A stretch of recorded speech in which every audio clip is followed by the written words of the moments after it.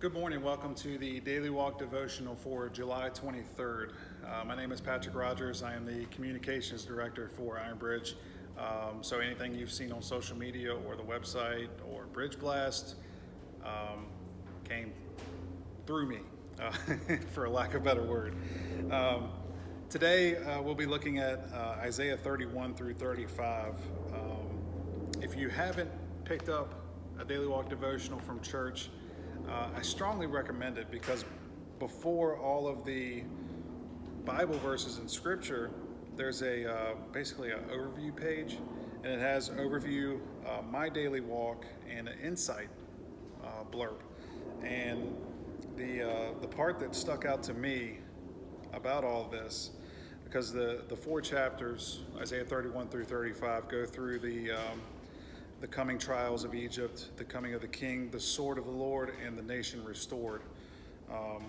And the part that I'm going to be focusing on, it says, when your heart is disturbed by fear or worry, where do you turn to find peace?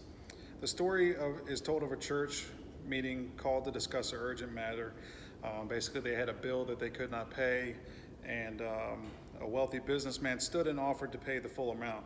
Sighs of relief were heard throughout the room until one older believer reminded them that God had promised to underwrite his work all along.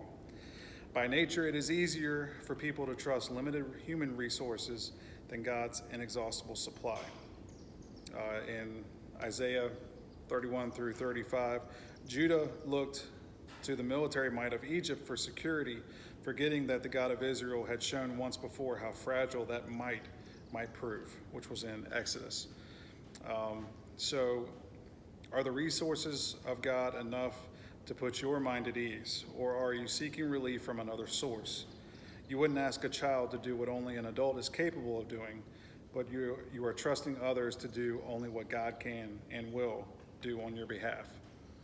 So I think that gets overlooked a lot, not only in a church setting, but in life.